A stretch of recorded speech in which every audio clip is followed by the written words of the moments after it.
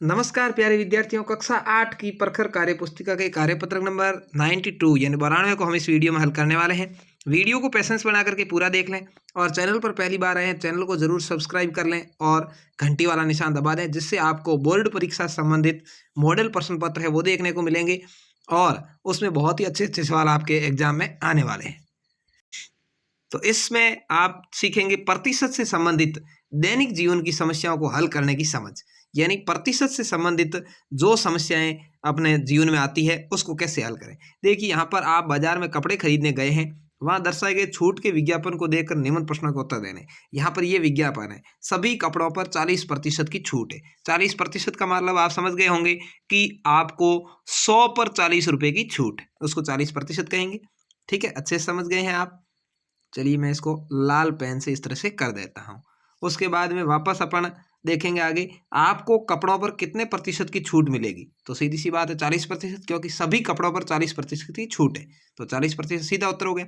दूसरा, यदि आप 200 रुपये कपड़े खरीदते हैं, दुकानदार को कितने रुपए देने होंगे। 200 रुपये पर 40% की छूट है, तो यहाँ पर करेंगे यानी देने कितने होंगे, 100 में 60 रुपये ही देने होंगे ना 60 रुपये, क्योंकि 40% छूट है यानी 100 पर 40 है, तो 60/100 और गुणा कर देंगे 200 से, तो आ जाएगा 120 रुपये। अपने को 120 रुपये देने पड़ेंगे। यानी आप यदि ऐसे सीधे ही निकालें तो कि 100 पर 40% की छूट है, मतलब 100 पर अपने को 60 रुपये देने हैं, 200 रुपये है, तो 200 पर 60 और 60 कितने हो गए 120। तो इस तरह सीधा भी आ सकता है।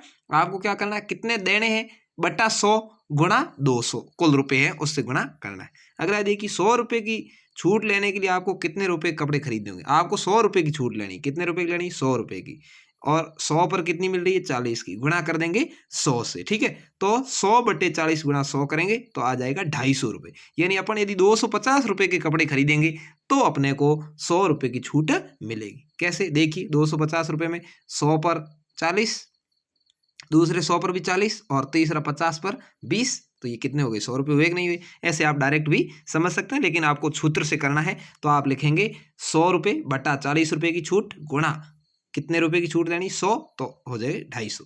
300 रुपये की पेंट खरीदने पर आप कितने रुपए का भुगतान दुकानदार को करेंगे। तो 60 यानी 100 पर 60 कर रहे हैं, तो 60/100 और गुणा कर देंगे कितने रुपए 300, तो 180 रुपये अपने को दुकानदार को देने होंगे। तो इस तरह से आपको इन चारों सवालों को अच्छे से समझ करके करना है।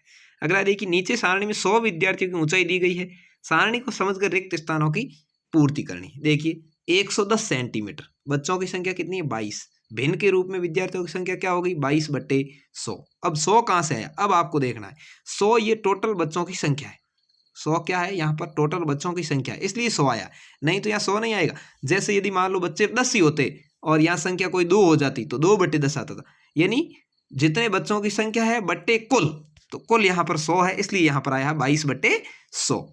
और प्रतिशत में बदलेंगे तो 22/100 का गुणा 100 से करेंगे, 100 से 100 कट गया, क्या आ गया 22%। सीधा 120 सेंटीमीटर वाले 25 बच्चे, टोटल बच्चे वही 100 है, तो 25/100 लिखेंगे और 25/100 गुणा 100 करेंगे, 100 से 100 कट जाएगा, 25% आ जाएगा। 32 बच्चे 128 सेमी वाले, तो 32/100 लिखेंगे और 32/100 गुणा 100 करेंगे, 100 से 100 कट जाएंगे, 32% हो जाएगा। 130 सेमी वाले 21 बच्चे हैं, तो 21/100 करेंगे और 21/100 गुणे 100 करेंगे तो 21% सीधा उत्तर आ जाएगा। यानी यहाँ पर आपको अच्छे से ये सारणी समझ में आ गई होगी कि भिन्न के रूप में कितने लिखते हैं, जितने हो बटा कुल नीचे, और प्रतिशत के रूप में उसको 100 से गुणा। अगला है देखिए, कपड़े की दुकान से 500 रुपये का एक कुर्ता खरीदने पर 60 रुपये टैक्स के देने पड़ते हैं। बताइए कितने प्रतिशत टैक्स देना पड़ा। कितने रुपए टैक्स के देने पड़ रहे हैं 60 रुपये। कितने रुपए का सामान खरीद रहे हैं 500 रुपये का, यानी 500 रुपये पर 60 रुपये दिए, और प्रतिशत निकालना है तो गुणा किससे करेंगे 100 से करेंगे। ठीक है ना, 2 जीरो है, 2 जीरो काट दीजिए। अब 5 का भाग दीजिए, कितनी बार गएगा 12 बार, तो 12% का टैक्स देना पड़ेगा। सवाल मैंने यहाँ हल कर रखा है, आपको क्या करना है, जो भी टैक्स या अन्य सामग्री देनी है उसको ऊपर लिखना है, कुल को नीचे लिखना है और गुणा 100 से करना है प्रतिशत निकालने के लिए। तो यहाँ पर आपका उत्तर आ जाएगा 12%। तो उम्मीद है आपको ये कार्यपत्रक नंबर 92 अच्छे से समझ में आ गया होगा। अच्छे से समझ में आया तो कमेंट करके जरूर बताएं, और वीडियो को एक नहीं 2 बार देख करके आप आराम से इसको हल करें और साथ ही साथ समझ भी बनाएं। धन्यवाद।